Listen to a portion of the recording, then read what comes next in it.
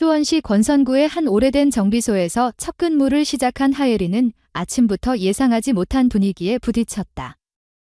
이름을 소개한 순간부터 사람들의 시선이 불편하게 몰려왔고 몇몇은 귓가에서 낮은 목소리로 그녀의 성과 나이를 되뇌며 의미 없는 웃음을 흘렸다. 누구도 공식적으로 문제를 제기하지 않았지만 새로 들어온 젊은 여성이라는 사실만으로 이미 어떤 결론을 내려놓은 듯한 태도가 분명했다. 그 분위기 속에서 예리는 자신이 환영받지 못한다는 점을 빠르게 실감했다. 특히 누군가가 그녀의 성을 듣자마자 표정이 복잡하게 굳어지는 모습은 더 선명한 거부감을 드러냈다. 하민석이라는 이름이 한때 이 정비소에서 반복적으로 회자되었고 오랜 시간 논란의 중심에 있었음을 예리는 어린 시절 내내 알고 있었다. 하지만 그 이야기를 다시 직접 마주하게 될 줄은 예상하지 못했다. 예린이 겨우 자리를 잡으려 할 때 작업복을 입은 남자 직원 몇 명이 그녀의 등 뒤에서 하민석 이야기를 조용히 꺼냈다. 누군가는 그 이름을 듣자마자 괜히 문제를 만들지 않았으면 좋겠다는 듯한 표정을 보였고 다른 누군가는 어차피 오래 버티지 못할 것이라는 식으로 말을 흘렸다. 정비소장 최성환조차 그녀를 배려하려 했지만 이곳의 분위기를 완전히 장악할 수 있는 사람은 아니었다. 그만큼 오래된 소문과 선입견은 쉽사리 사라지지 않았다. 예리는 자신이 이곳에서 처음부터 불리한 위치에 서 있다는 사실을 분명히 깨달았지만 스스로 선택한 길이라는 이유만으로 버티기로 마음먹었다. 정비소 한가운데에는 몇 달째 손도 대지 못한 대형 화물차 한 대가 놓여 있었다. 경기물류운송협회의 소유 차량으로 여러 곳을 거쳐왔지만 어느 곳에서도 고장의 원인을 제대로 밝혀내지 못했다. 정비소 안에서도 3명의 베테랑 정비사가 차례로 도전했으나 결론은 늘 같았다. 원인을 알 수 없다는 것, 그리고 누군가가 건드리기 전까지 아무 진전도 나지 않을 것이라는 냉소적인 판단이었다. 이 차량 때문에 정비소의 평판 역시 점점 나빠졌고 담당자들이 언제 다시 항해 전화를 걸어올지 모른다는 불안이 모두에게 퍼져 있었다. 예리는 첫날부터 그 차량에 자연스레 시선이 갔다. 단순한 호기심이 아니라 어떤 설명되지 않은 불안감과 흥미가 동시에 느껴졌기 때문이었다. 정비 경력이 길지 않지만 대학에서 기계 시스템을 공부하면서 익힌 지식이 있었다. 그녀는 엔진부를 멀리서 살피며 기록된 고장 이력을 떠올렸다. 그러다 문득 다른 정비사들이 오래전부터 지적했던 부품에 대해 잘못된 전제가 깔려있음을 직감했다. 누적된 오류들이 자연스럽게 같은 결론만 반복하게 만들고 있었던 것이다. 그러나 그녀가 이 생각을 입 밖으로 꺼낸 순간 분위기는 더 얼어붙었다. 특히 정비소의 실질적인 중심이었던 조기태는 그녀의 의견을 듣자마자 표정을 굳히고 그 자리에 있던 직원 모두가 알아볼 만큼 불편한 기색을 감추지 않았다. 조기태는 수년간 이 정비소를 실질적으로 이끌어왔고 누구도 그의 판단을 쉽게 거스르지 못했다. 그런 그가 예린에게 보인 반응은 단순한 감정이 아니라 이곳의 권력 구조를 위협받는다는 불안처럼 보였다. 마치 그녀의 이름과 혈연이 이미 결론을 내렸다는 듯한 태도였다. 예린은 오래된 배선과 부품 리스트를 살피며 특정 조절기의 수치가 일반 규격과 다르게 설정되어 있다는 사실을 조심스럽게 언급했다. 하지만 조기태는 그 말이 끝나기도 전에 초보자가 지나치게 책에서 배운 이론을 적용하려 한다는 식으로 그녀의 의견을 일축했다. 그는 이 정비소에서 오랜 시간 인정받아온 기술자였고 새로운 시각을 받아들이기보다는 기존 방식에 대한 자부심을 지키는데 더 익숙했다. 그가 예린에게 보인 태도는 단순한 냉소가 아니라 마치 여성은 정비소에서 기술을 논할 자격이 없다는 오랫동안 굳어진 인식 그대로였다. 그의 말이 끝나자 주변의 몇몇 직원은 피식 웃으며 서로 시선을 주고받았다. 예린이 무슨 말을 하든 받아들여지지 않을 공간이라는 사실을 더 선명하게 보여주는 분위기였다. 그 순간 예린은 이 정비소의 오래된 관념과 싸워야 한다는 사실을 확실하게 깨달았다. 하지만 마음속 깊은 곳에서는 쉽게 물러서지 않겠다는 다짐도 함께 생겨났다. 그녀가 정비 기술을 선택한 이유는 다른 사람들보다 열정이 부족해서가 아니었고 자신의 능력을 증명할 기회가 없어서가 아니었다. 단지 오래전부터 이어져 온 편견 앞에서 늘 같은 방식으로 고개를 숙이던 현실을 바꾸고 싶었기 때문이다. 조기태는 그녀가 더 이야기하기도 전에 일방적으로 작업 배정을 바꿨다. 그가 내린 결정은 명확했다. 예린을 정비 작업이 아닌 창고, 정리와 재고, 파악 업무로 돌리는 것이었다. 표면적으로는 신입에게 필요한 기초 작업이라고 설명했지만 누구나 그 이유를 알고 있었다. 예린이 엔진을 건드리는 것을 원하지 않았고 그녀의 의견을 공식적으로 검토하는 상황 자체가 불편했기 때문이다. 다른 정비사들은 아무 말 없이 그 결정을 수용했고 이 정비소에서 오랫동안 굳어진 위계 구조는 그대로 유지되었다. 예린은 정비소에서 들려오는 이야기와 측면의 낮은 목소리들 속에서 자신의 이름이 계속 회자되는 것을 들었다. 하민석이라는 이름은 여전히 누군가에게는 조심스러운 주제였고 누군가에게는 되풀이되는 경계였다. 어떤 이는 그 이야기를 들먹이며 예린을 미묘하게 밀어냈고 어떤 이는 그녀가 오래 버티지 못할 것이라고 속삭였다. 하지만 예린은 그 말들 속에서 오히려 더 강한 의지를 느꼈다. 그녀가 이곳에 온 이유는 단순한 취업이 아니었고 누군가가 뒤틀어 놓은 과거를 바로잡고 싶은 마음이 그 중심에 있었다. 그날 하루 동안 예린은 누구보다 조용히 움직였지만 마음속에서는 수많은 생각이 빠르게 흐르고 있었다. 자신이 맡겨진 창고에서 재고 정리를 하는 동안에도 화물차의 고장 원인은 계속 머릿속을 맴돌았다. 여러 기록을 떠올리며 조심스럽게 추론을 이어가다 보니 여전히 설명되지 않는 지점이 있었다.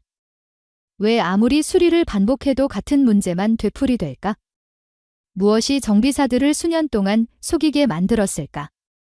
그리고 왜 그 문제를 해결하려 했던 한 사람이 정비소에서 쫓겨나야 했을까? 그 모든 물음은 하나의 중심으로 향하고 있었다. 최초의 오류가 어디에서 시작되었는지, 그리고 그 오류를 바로잡을 사람은 누구인지. 예린은 그 질문에 답해야 한다는 책임감을 처음으로 뚜렷하게 느꼈다. 정비소에서 아무도 기대하지 않는 신입 기술자이지만 그 누구보다 분명한 목표를 가진 사람이라는 사실을 스스로 확인했다. 그녀의 첫날은 예상보다 더 무거웠고 그 무게가 쉬이 사라질 기미는 보이지 않았다. 하지만 그 무게 속에서 예린은 물러서지 않고 언젠가 이 정비소에서 이야기되는 방식 자체를 바꾸고 싶다는 더 단단한 의지를 품게 되었다. 며칠째 방치되어 있던 화물차 문제는 결국 외부로 번졌다. 수원시에서 여러 노선을 운영하는 운송업체 대표 김도훈이 직접 정비소를 찾아왔다는 소식이 퍼지자 정비소 내부 공기는 더욱 무거워졌다. 그는 예고 없이 도착해 차량 상태와 진행 상황을 묻기 시작했고 정비소 직원들 사이에서는 책임을 누구에게 돌릴 것인지에 대한 불안한 기류가 스멀스멀 번졌다. 김도훈은 이미 수차례 수리 지연으로 손해가 발생했다며 더 이상 기다릴 수 없다는 뜻을 명확하게 밝혔다.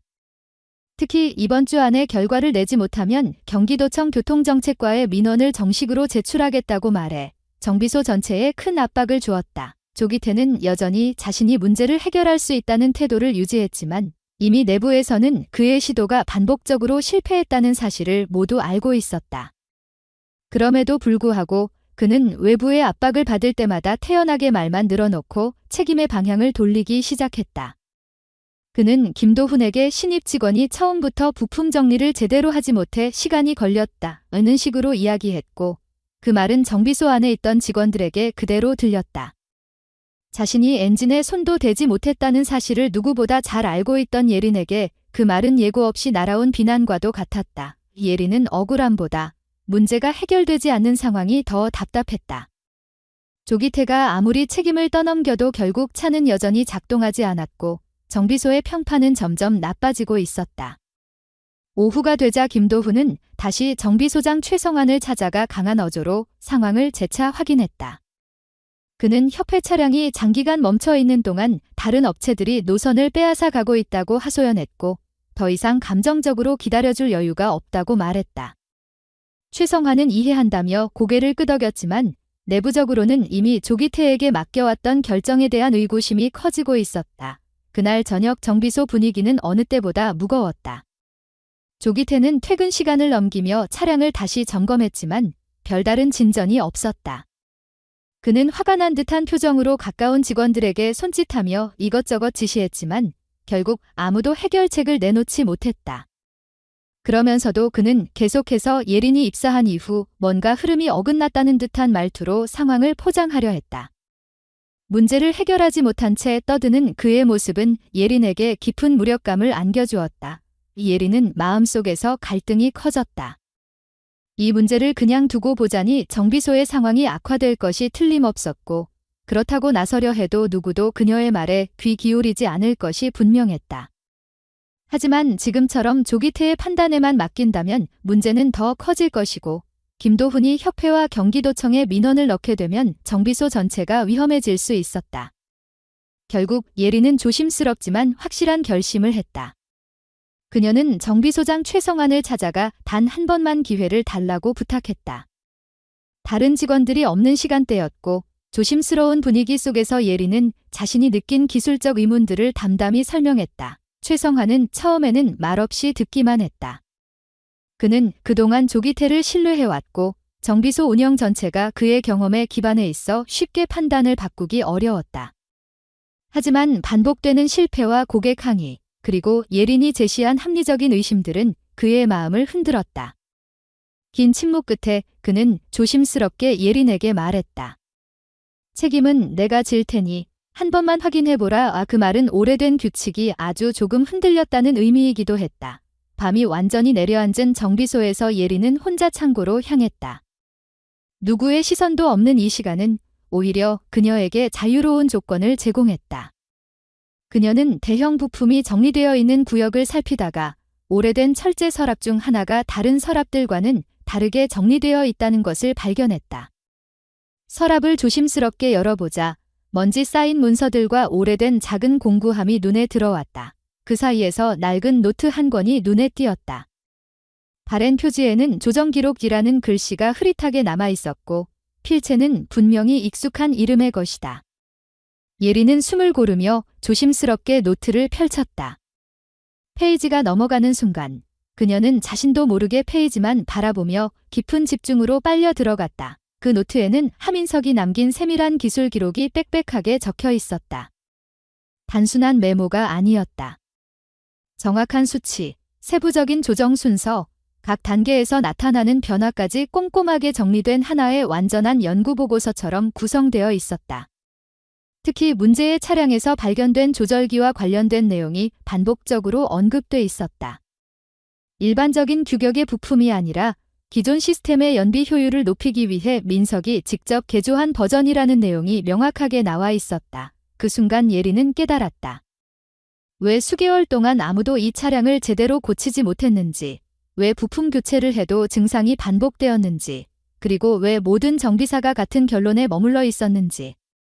이 차량의 핵심 부품은 애초부터 표준 규격과 다르게 조정되어 있었고 이를 이해하지 못한 채 표준 매뉴얼만 따라가면 절대 고칠 수 없는 구조였던 것이다. 그리고 또 하나, 이것은 단순한 실험이 아니라 하민석이 정식 보고 전에 따로 정리해두었던 결과물이었다. 그러나 정비소 안에서 이 사실을 알고 있는 사람은 아무도 없었다. 왜 그가 이를 공식적으로 설명할 기회를 얻지 못했는지, 왜 오히려 고장을 만든 사람이라는 오명을 쓰고 떠나야 했는지에 대한 의문이 더 크게 번졌다. 예린은 노트를 손에 든 채 한동안 움직이지 않았다.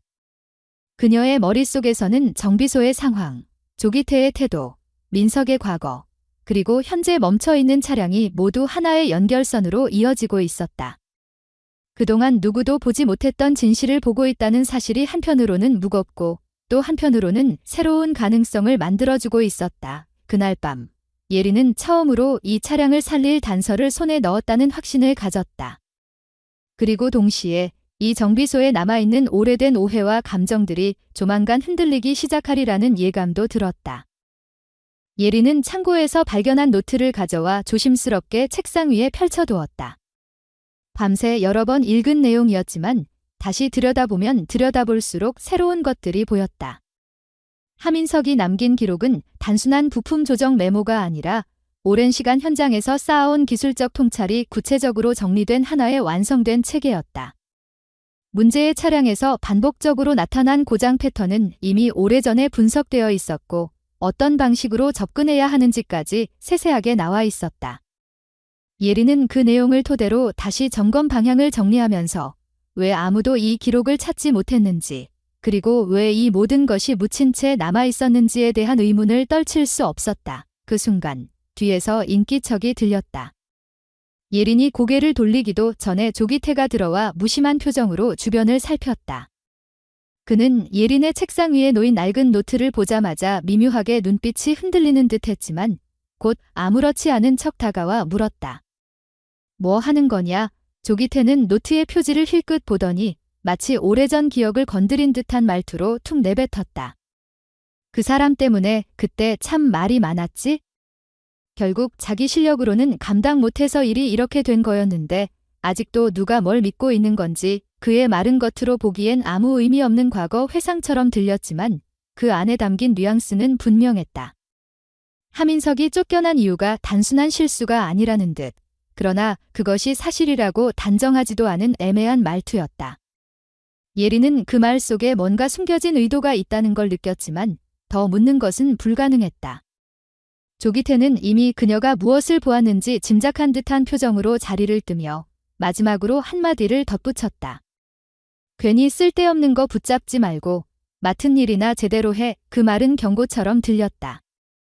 예린은 아무 대답도 하지 않은 채 노트를 닫았다. 그리고 다음 날 정비소 직원들이 모두 모인 아침 점검 시간에 그녀는 용기를 내어 최성환 소장에게 다가갔다.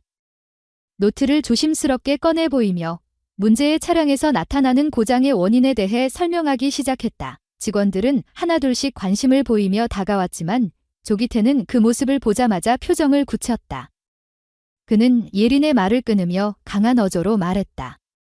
그 노트는 이미 오래전에 불필요한 자료로 판정된 거다. 저 사람의 실험 때문에 정비소가 얼마나 피해를 봤었는지 다들 알지 않나? 지금 이걸 근거라고 내미는 건 말이 안 된다고 하지만 아무도 과거의 사실을 정확히 알고 있지는 않았다. 다만 오래전부터 내려온 풍문과 조기태의 설명이 겹쳐져 자연스럽게 하민석이 문제를 일으켰다는 이야기가 사실처럼 굳어졌을 뿐이었다. 예린은 숨을 고르고 말하려 했지만 조기태가 더 세게 끼어들었다. 또 자기 방식으로 잘난 척하려고 그러는 거 아니냐?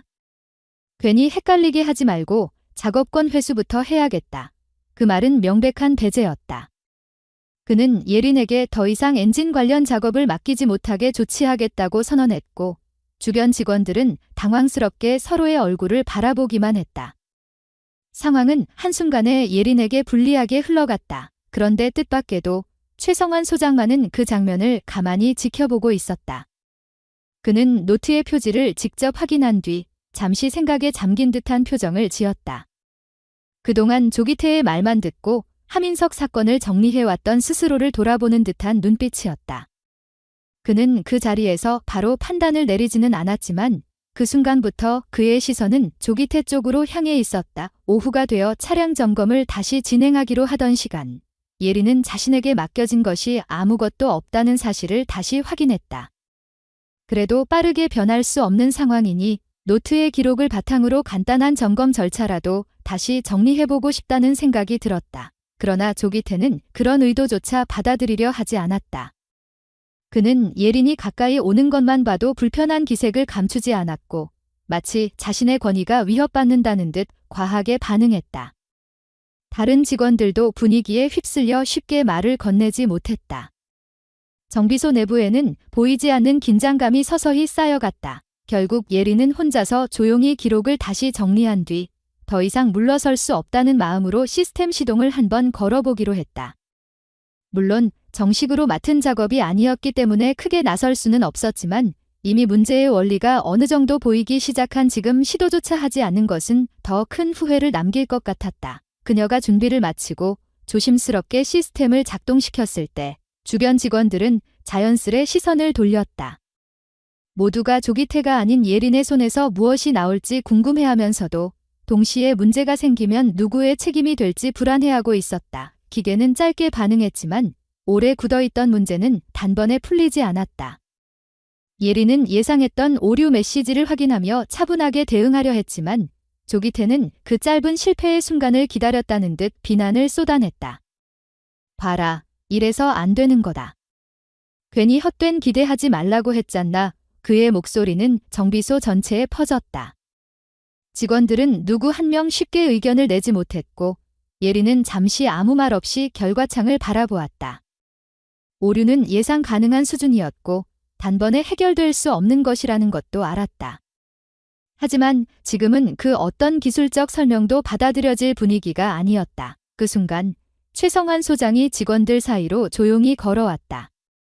그는 예린의 옆에 잠시 서서 화면을 바라보았고 곧 아무 말 없이 자리에서 물러났다. 그저 상황을 직접 확인했다는 듯 차분한 표정이었다. 하지만 그 표정에는 분명히 어딘가 달라진 기류가 있었다. 바로 그날 이후 정비소 내부에서는 말로 표현되지 않는 변화가 서서히 시작되고 있었다. 누구도 대놓고 언급하지 않았지만 오랫동안 굳어져 있던 무언가가 조금씩 흔들리기 시작한 것이다. 예린은 하민석의 노트를 다시 펼쳐보며 전날의 실패를 떠올렸다. 오류 메시지를 확인한 순간부터 계속 머릿속에서 떠나지 않았던 문장이 있었다. 노트 한쪽 구석에 적힌 작은 메모, 다른 누구도 알아보지 못했을 작은 표시였다.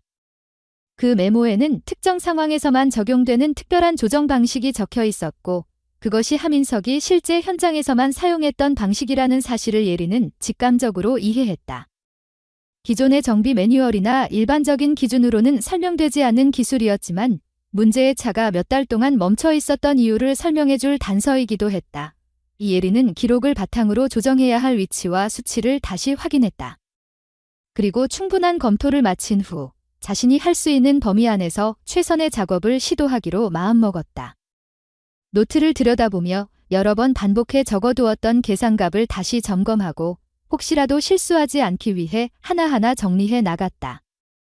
그 과정에서 하민석이 이 개선 작업을 어떤 마음으로 기록했을지 생각하게 되었고 그 마음을 따라가며 더 정확한 판단을 하고 싶었다. 조심스럽게 조정을 마친 뒤 예린은 다시 실행 준비를 끝냈다.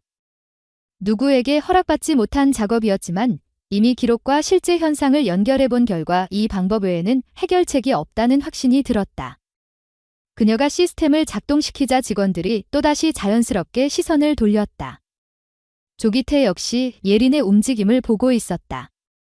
표정은 겉으로 평온해 보였지만 그의 눈빛에는 무엇이든 바로 흠잡을 준비가 되어 있는 듯한 긴장감이 서려 있었다. 그러나 이번에는 짧은 반응음 이후 전혀 다른 신호가 나타났다. 예린은 기록에 있던 숫자들이 그대로 재현되는 것을 확인했고 조금 더 기다리자 시스템이 정상적인 회복 절차를 밟고 있다는 메시지가 떴다.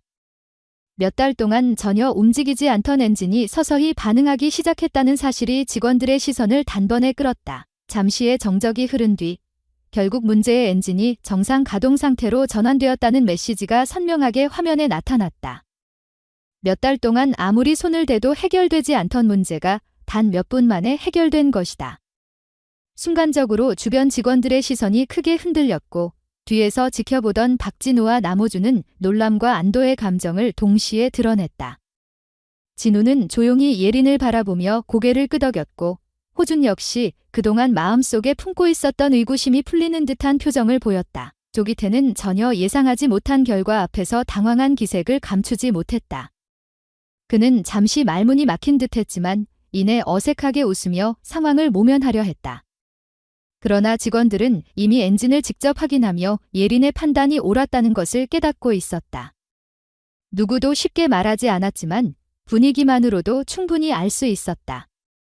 지금 이 순간을 기점으로 많은 것이 달라지고 있다는 사실을 예린은 자신이 해낸 일이 단순히 고장난 엔진을 고친 것에 그치지 않는다는 걸 알고 있었다. 몇 달 동안 아무도 해결하지 못한 문제를 풀어냈다는 것은 물론이지만 오래전부터 잘못 전달되어 온 하민석에 대한 의혹에도 균열이 생기는 순간이었다. 그래서 그녀는 조기태에게 조심스럽지만 단호하게 물었다. 왜 그동안 이 문제를 다른 방식으로 보려 하지 않았는지, 그리고 예전에 무슨 일이 있었는지 다시 설명해 달라. 그 질문은 한순간 정비소 전체의 공기를 바꾸었다. 직원들은 그동안 누적되어 온 말하지 못한 궁금증을 조심스럽게 끌어안고 있었고 예린의 질문은 바로 그 부분을 건드렸다. 조기태는 표정을 굳힌 채 바로 대답하지 못했다. 단순한 기술 문제였다고 말하기엔 너무 많은 것이 어긋나 있었고 하민석에 대한 이야기에서 손을 떼기엔 너무 많은 사람들이 지켜보고 있었다. 박진우와 남호주는 서로 눈빛을 교환하며 예린 쪽으로 한 발 다가섰다.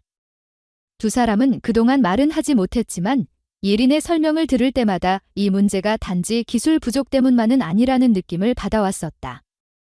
그래서 지금처럼 명확한 결과가 나타나자 자연스럽게 그녀의 편을 들고 싶다는 마음이 들었다. 이날을 기점으로 정비소 내부의 균형은 눈에 띄게 흔들리기 시작했다.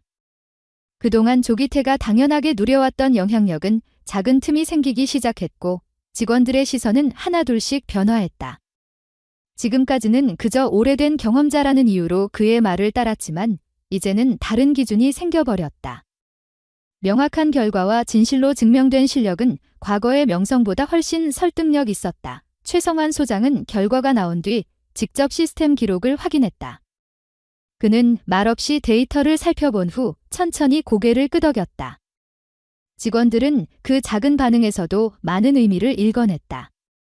누구보다도 오래 이곳을 지켜본 사람이 처음으로 오래전 사건에 대한 판단을 다시 생각하고 있다는 신호였다. 정비소 안에는 말로 표현하기 어려운 새로운 분위기가 퍼지고 있었다. 아직 누구도 결론을 말하지 않았지만 이곳을 움직이는 힘이 조금씩 바뀌고 있었다. 조기태의 표정에는 불안이, 직원들의 얼굴에는 조심스러운 확신이 번지고 있었다. 예린은 잠시 깊게 숨을 들이킨 뒤 노트를 다시 품에 넣었다. 오늘의 결과는 시작에 불과하다는 걸 알고 있었다. 하지만 적어도 이제 더 이상 혼자가 아니라는 사실을 분명히 느낄 수 있었다. 그리고 그 변화는 앞으로 정비소의 흐름을 완전히 뒤바꿀 것이었다. 주말이 되자 예린은 며칠 동안 이어진 긴장감 때문에 집에서도 마음이 좀처럼 가라앉지 않았다. 엔진이 정상 작동한 이후 정비소의 분위기가 달라지고 있었지만 그 변화 뒤에 숨어있는 오래된 진실이 무엇인지 계속 마음을 짓누르고 있었다. 그러던 중 집에서 저녁을 준비하던 어머니가 조심스럽게 말을 꺼냈다. 예린이 어릴 때 듣지 못했던 이야기, 그리고 가족 안에서도 오랫동안 숨겨져 있던 사실이었다. 어머니는 하민석이 정비소를 떠나게 된 이유가 단순한 기술적 실수 때문이 아니었다고 말했다. 그 당시 오산시의 한 정비 업체가 정비소의 주요 고객을 빼앗기 위해 몰래 조기태와 접촉했으며 조기태가 그 대가로 일정 금액을 받으면서 내부 정보와 고객을 흘려줬다는 것이었다. 하민석은 바로 그 사실을 우연히 알게 되었고 그것이 문제가 되지 않도록 조심스럽게 기록을 남기고자 했지만 결국 그 사실이 조기태에게 전해져 오히려 누명을 쓰게 되었다는 것이다. 어머니의 목소리는 조심스러웠지만 그 안에는 오랫동안 품고 있던 억울함과 슬픔이 서려 있었다. 예린은 말을 잇지 못한 채 그대로 듣고 있었다. 진실을 알고 난 후 지난 며칠 동안 조기태가 보여온 행동들이 하나씩 이어졌다. 정비소에서의 과도한 반응, 노트에 대한 불편함, 그리고 하민석이 남긴 기록을 언급했을 때 나타났던 이상한 긴장감이 모두 설명되는 느낌이었다. 주말 동안 예린은 이 사실을 어떻게 받아들여야 할지 스스로에게 여러 번 물었다. 분노, 안타까움, 그리고 오래된 진실에 대한 무력감이 뒤섞였지만 동시에 이제는 이 문제를 끝까지 마주해야 한다는 결심이 생겼다. 하민석이 숨기고자 했던 것이 아니라 지켜내고자 했던 사실을 제대로 밝히는 일이 필요하다고 느꼈다. 월요일 아침, 정비소는 주말 동안의 침묵을 깨고 다시 분주해졌다. 그런데 출근하자마자 낯선 여성이 정비소 앞에서 기다리고 있었다. 그녀는 자신을 서혜진이라고 소개했다.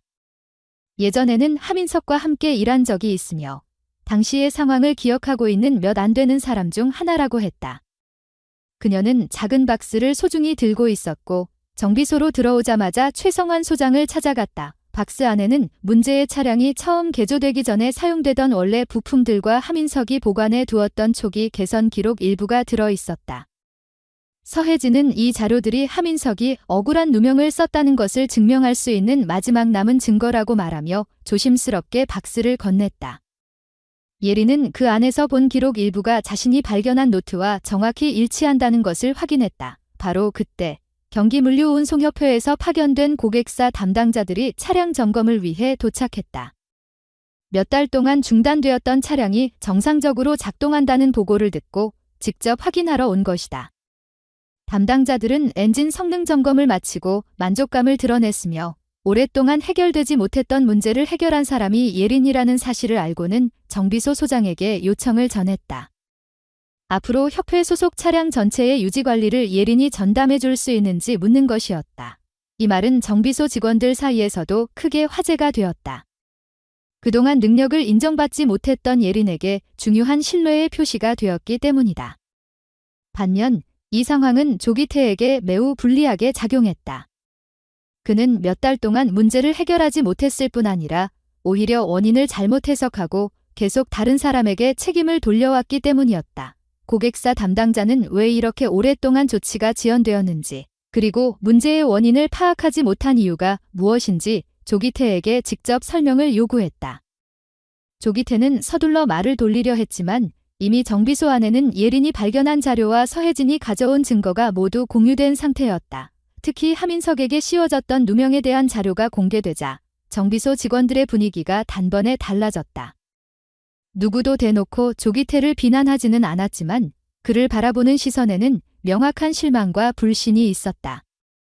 조기태는 자신에게 불리한 흐름이 점점 강해지는 것을 느끼며 목소리를 높이기 시작했다.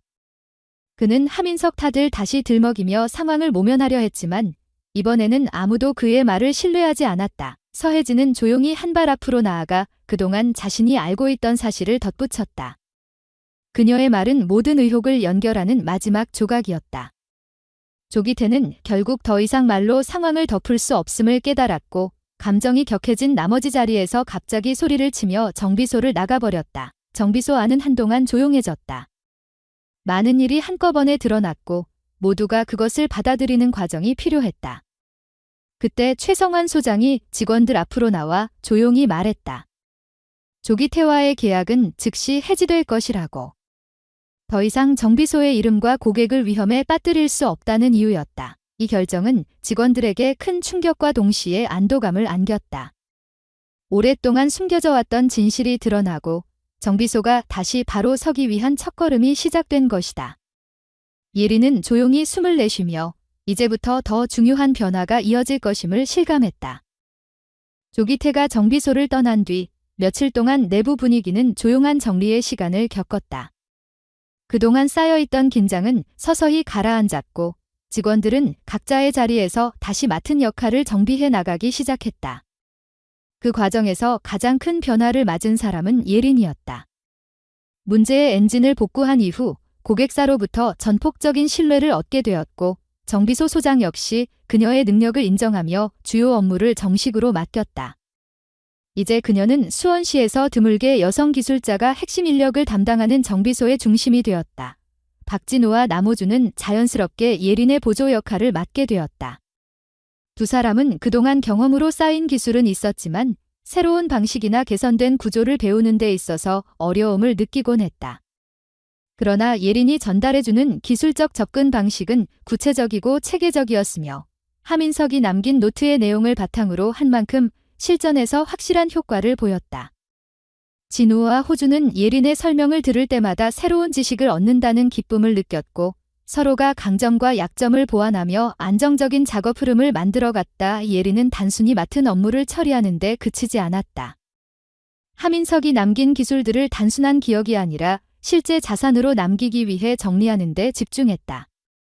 노트에 적혀있던 비고, 수치, 조정 과정, 개선 의도 등을 하나하나 디지털 파일로 옮기면서 앞으로 반복적으로 사용할 수 있는 체계적인 문서로 구축하기 시작했다. 그녀는 이 작업이 기술자의 개인 역량을 넘어서 정비소 전체의 경쟁력을 강화하는 일이라고 생각했다. 그래서 밤늦게까지 기록을 정리하거나 필요하면 보완 설명을 더하며 문서의 완성도를 높여나갔다. 이렇게 만들어진 자료는 결국 한국자동차기술인협회에 공식적으로 제출되었다. 예린은 이 문서가 단순한 개선 기록이 아니라 실제 현장에서 검증된 기술적 정보라는 점을 강조했고 협회 측에서도 관심을 보이며 심층 검토를 요청했다. 제출이 승인되기까지는 시간이 걸릴 예정이었지만 정비소 내부에서는 이미 이 자료가 큰 자산이 되고 있었다. 직원들은 작업 중 필요할 때마다 문서를 참고하며 이전보다 더 안정적이고 정확한 정비 과정을 밟을 수 있게 되었다. 정비소의 변화는 입소문을 통해 빠르게 퍼져나갔다. 수원시 내의 운송업체들은 몇 달 동안 고장난 차량을 해결한 사례를 듣고 관심을 보였다. 기존 고객이었던 경기물류운송협회가 가장 적극적으로 소식을 알렸고 다른 업체들도 마찬가지로 정비 일정을 문의하기 시작했다. 이전에는 정비소가 문제가 생길까 조심스럽게 접근하던 업체들이 이제는 주기적인 점검 계약을 맺고 싶다고 연락해오는 상황이 되었다. 특히 수원시에서 중형 규모의 운송업을 하는 두세 곳의 회사는 장기 정비 계약을 희망하며 직접 정비소를 방문했다. 그들은 정비소가 단기간에 보여준 변화와 안정성을 높게 평가했고 여성 기술자가 핵심 위치에서 실질적인 성과를 내고 있다는 점을 더욱 의미 있게 보았다. 이는 단순한 기술력에 대한 믿음을 넘어 신뢰할 만한 시스템을 갖추고 있다는 평가로 이어졌다. 지역 언론사에서도 빠르게 관심을 보였다. 수원 지역 소식을 다루는 한 매체에서 연락이 왔고 예린과 정비소 소장을 인터뷰하는 기사가 실렸다. 기사에는 여성 기술자가 정비소 핵심 역할을 맡게 된 과정, 문제의 차량을 해결해낸 기술적 배경, 그리고 정비소의 새로운 변화들이 자연스럽게 녹아 있었다. 독자들은 이 기사를 긍정적으로 받아들였고 해당 정비소가 지역 내에서 특별한 위치를 차지하고 있다는 평가도 함께 따라붙었다. 언론 보도가 나간 이후 정비소는 이전보다 훨씬 바빴다. 예약 일정이 빠르게 채워졌고 기술 상담 요청도 크게 늘었다. 하지만 예린은 바쁜 상황 속에서도 기본 원칙을 잃지 않으려 했다. 그녀는 모든 작업의 기준을 명확히 하고 보조 기술자들에게도 자신의 경험과 기술을 정확하게 전달하고자 했다. 박진우와 남호주는 예린의 지도 아래 점점 더 성장해 갔다. 예전에는 문제의 원인을 찾는 데 오랜 시간이 걸렸지만 이제는 보다 논리적인 접근을 통해 빠르게 원인을 파악하고 해결책을 찾을 수 있게 되었다. 예린은 그들의 발전을 바라보며 기술이라는 것이 단순히 재능의 문제가 아니라 꾸준히 배우고 경험을 쌓아 나가는 과정이라는 사실을 다시 느꼈다. 정비소의 소장인 최성환 역시 큰 변화를 실감했다. 이전에는 직원들 간의 갈등이나 불만이 자주 생겼지만 이제는 서로의 작업을 존중하며 협력하는 흐름이 자리 잡고 있었다. 그는 이 모든 변화가 단지 조기태의 퇴사 때문만이 아니라 정비소 전체가 새로운 기준을 받아들이고 성장하려는 의지를 가지게 된 데서 비롯되었다고 생각했다. 그 중심에는 예린이 있었다. 예린은 자신에게 맡겨진 역할이 단순한 직책 이상의 의미를 지닌다는 것을 알고 있었다. 이곳에서 여성 기술자가 당당히 인정받는다는 사실은 다른 여성 노동자들에게도 작은 희망이 될 수 있었다. 그래서 그녀는 기술뿐 아니라 책임감 역시 흔들리지 않도록 스스로를 다잡았다. 수원시 내에서 세종환 모터의 이름이 알려지기 시작하면서 정비소는 새로운 시대를 맞고 있었다. 예린은 그 중심에서 여전히 차분하게 자신의 일을 이어갔다. 그녀는 하민석이 지키고자 했던 가치가 이곳에서 다시 살아나고 있다는 사실을 마음속 깊이 느끼며 다음 단계로 나아갈 준비를 하고 있었다.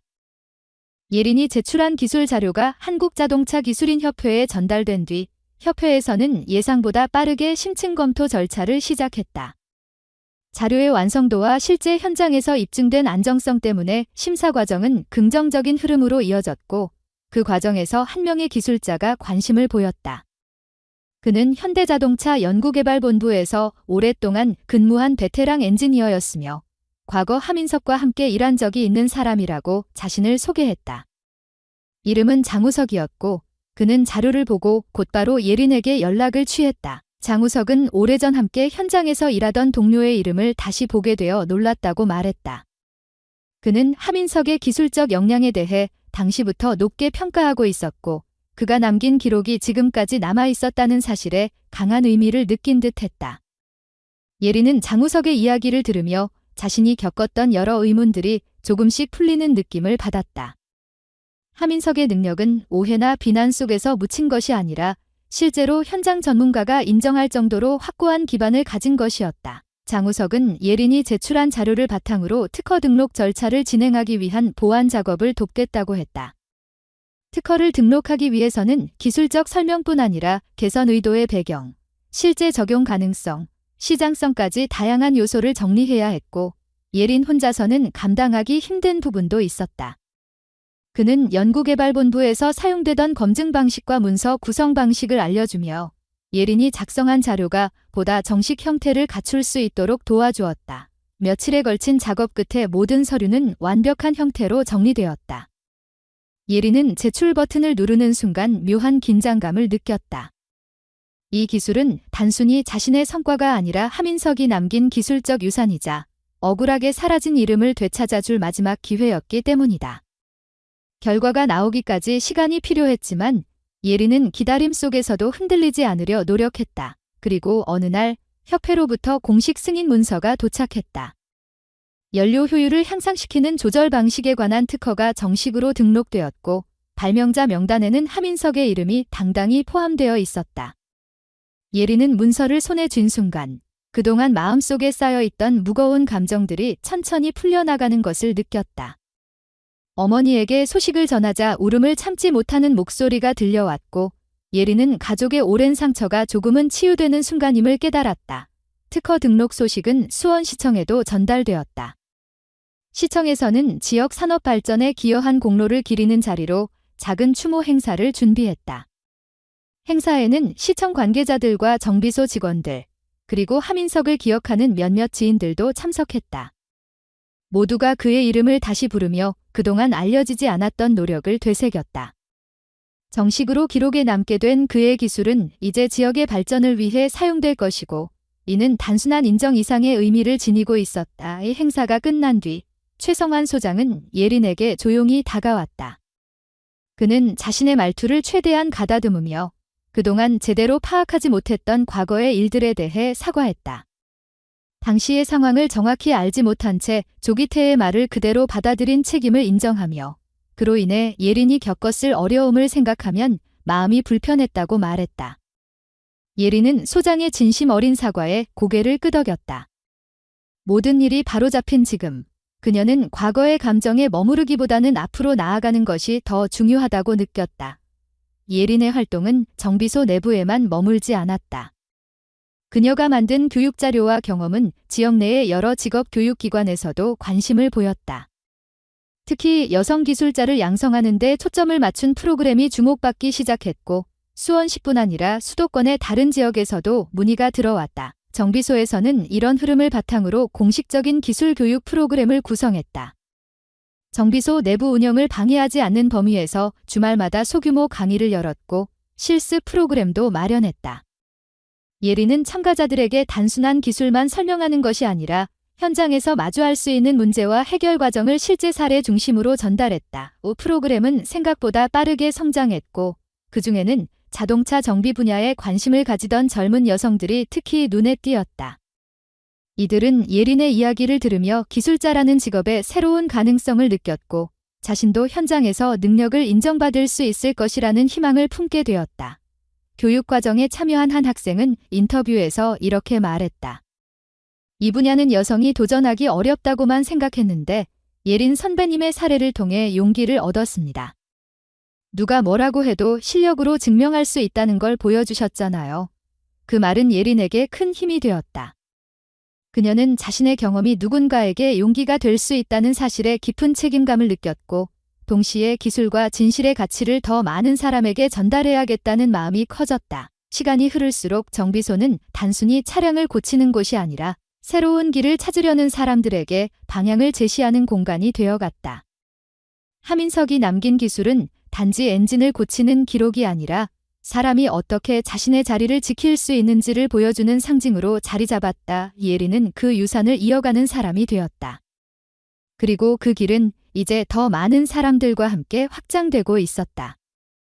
수십 년의 시간이 흐르는 동안 정비소는 여러 차례의 변화를 겪었다. 기술은 발전했고 장비는 달라졌지만 그 안에서 일하는 사람들의 마음과 태도는 더 단단해졌다. 그 중심에는 항상 예린이 있었다. 처음 이곳에 들어왔을 때와 비교하면 그녀의 위치는 믿기 어려울 만큼 성장해 있었다. 어느새 정비소는 그녀와 최성환 소장이 공동 운영하는 구조로 바뀌었고 지역 내에서 가장 신뢰받는 정비소 중 하나로 자리 잡았다. 예린은 수도권 전체에서 영향력을 가진 여성 기술자로 알려졌다. 각종 기술 세미나, 교육 프로그램, 현장 강의 등 여러 방면에서 참여 요청이 끊이지 않았다. 하지만 그녀에게 가장 중요한 것은 여전히 정비소에서의 하루하루였고 그 안에서 함께 성장하는 사람들을 지켜보는 일이었다. 그동안 그녀가 진행한 기술 교육 프로그램에는 수많은 여성이 참여했고 전문 기술자가 되어 현장에 진출한 이들도 적지 않았다.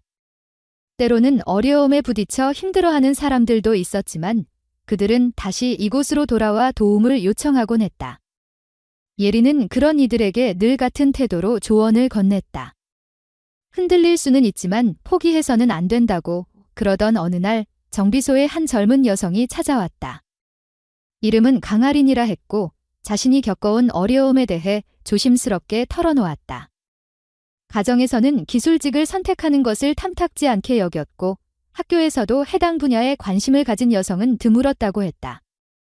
하지만 주변의 시선과 상관없이 자신이 진정 원하는 일을 찾고 싶어 이곳을 찾아왔다는 말에서 그녀의 진심이 느껴졌다. 예리는 그녀를 따뜻하게 맞으며 이야기를 들었다. 아린의 말 속에는 두려움과 기대가 동시에 섞여 있었다. 자신이 선택한 길이 옳은지에 대한 확신이 필요했고 누군가 그 길을 먼저 걸어가 준 사람이 필요했던 것이다. 예리는 그 마음을 잘 알고 있었다. 한때 자신도 같은 길목에서 망설였고 또 같은 순간을 겪은 사람이 있었다는 것을 기억하고 있었다. 예리는 아린을 정비소 안쪽으로 데려갔다. 그리고 오래전부터 한자리를 지키고 있는 노란색 트럭 앞에 멈춰 섰다. 이 트럭은 여전히 정비소의 한편에 놓여 있었고 지금은 어떤 고객의 차량도 아니며 어떤 업무에도 쓰이지 않았지만 정비소 사람들에게 특별한 존재로 남아 있었다. 이곳에 많은 변화가 이 트럭으로부터 시작되었고 수많은 기술자들이 배움을 얻어간 상징적인 물건이었다. 예리는 조용히 입을 열었다. 트럭이 몇 달 동안 방치되어 있던 시절, 아무도 원인을 찾지 못했던 문제, 그리고 자신이 처음으로 기술자로 인정받게 된 순간에 대해 이야기했다. 하지만 그 이야기의 중심에는 언제나 하민석의 이름이 있었다. 그는 인정받지 못한 채 정비소를 떠났지만 그가 남긴 기술과 기록은 결국 세상을 바꾸는 씨앗이 되었다. 아린은 이야기를 들으며 여러 번 고개를 끄덕였다. 단순한 기술적 성공의 이야기가 아니라 어떤 사람이 자신의 자리에서 끝까지 해내고자 했던 마음이 그 안에 담겨 있다는 사실을 느낄 수 있었다. 그녀는 트럭의 앞부분에 손을 올리며 자신도 언젠가 이런 순간을 맞을 수 있을지 조심스레 묻듯 속삭였다. 예리는 부드러운 미소를 지으며 말했다. 누군가의 시선이 아닌 자신의 선택을 기준으로 걸어가면 된다고. 정비소에서 기술을 배우는 일은 결코 쉬운 과정이 아니지만 그 과정 속에서 스스로를 믿고 성장해 나가는 법을 배우게 된다고. 그리고 무엇보다 중요한 것은 어떤 어려움이 있어도 한 번 더 시도할 수 있는 마음이라고. 그날 이후 아린은 정비소 프로그램에 정식으로 참가하게 되었다. 처음에는 서툴렀지만 차근차근 기본부터 배워나갔다. 실수가 많을 때면 좌절하기도 했지만 예리는 변함없이 그녀를 안내하며 필요한 조언을 아끼지 않았다. 박진우와 남호준 역시 따뜻하게 도움을 주었고 정비소 사람들은 그녀가 새로운 미래를 향해 나아가는 과정을 격려했다. 시간이 지나면서 아린은 점점 자신감을 얻었다. 기술적 능력뿐 아니라 자신의 선택을 지키기 위한 마음도 단단해져 갔다. 그녀는 어느 날 문득 예린에게 말했다. 이곳에 오기 전에는 두려움이 더 컸지만 지금은 그 두려움이 새로운 길을 향한 기대감으로 바뀌었다고. 예린은 그 말을 듣고 오래전 자신의 모습을 떠올렸다. 하민석이 남긴 기록을 처음 발견했을 때 자신을 믿어주는 이가 아무도 없던 순간, 그럼에도 포기하지 않으려 했던 마음이 다시 떠오르는 듯 했다. 정비소의 사람들은 모두 알았다. 시간이 흘러도 변하지 않는 것들이 있음을. 누군가의 진심, 누군가의 노력, 그리고 누군가의 용기는 세대를 넘어 다른 사람에게 힘이 된다는 사실이었다. 노란색 트럭은 지금도 정비소 한편에 있다.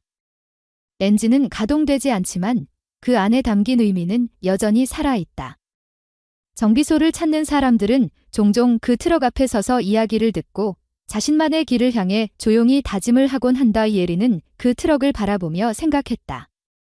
기술은 시간이 지나면 더 나은 것으로 바뀌고 사람들도 각자 새로운 길을 걷게 되지만 마음속에 남는 것은 결국 포기하지 않고 버텨낸 순간들이라는 것을, 그리고 그 순간들이 모여 누군가의 미래를 바꾼다는 것을. 그것이 하민석이 남긴 진짜 유산이었고 지금도 이어지고 있는 이야기의 핵심이었다. 예리는 아린에게 마지막으로 한마디 전했다. 사람은 누구나 흔들릴 수 있지만 끝까지 버티는 마음이 결국 길을 만든다. 기술은 손이 아니라 마음으로 배우는 거야.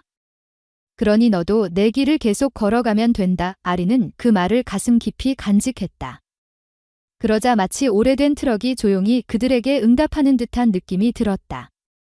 마치 두 사람에게 말하는 것처럼 넘어져도 좋고 실패해도 좋고 두려워해도 좋다. 다만 끝까지 걸어갈 용기를 잃지 말라고. 그렇게 정비소의 하루는 또 하나의 작은 시작을 남기며 흘러갔다. 그리고 그 시작은 앞으로 누군가의 삶을 다시 밝히는 빛이 될 것이었다. 오늘도 끝까지 이야기를 함께 해주신 모든 분들께 진심으로 감사드립니다. 여러분의 소중한 시간 속에서 이 이야기가 작은 울림이 되었기를 바라며 각자가 지나온 길에서 떠올릴 만한 의미를 전해드릴 수 있었다면 그것만으로도 큰 보람입니다. 오늘의 이야기는 누군가의 노력과 진심이 결국에는 제대로 인정받는다는 사실을 다시 한번 생각하게 해줍니다. 사람들의 시선이나 오해 속에서도 끝까지 자신이 믿는 길을 지켜나가는 용기, 그리고 포기하지 않는 마음이 결국 변화를 만들어낸다는 점을 여러분과 함께 나누고 싶었습니다. 이런 이야기들이 여러분의 하루에 조금이라도 힘이 되고 따뜻함이 될 수 있기를 바랍니다.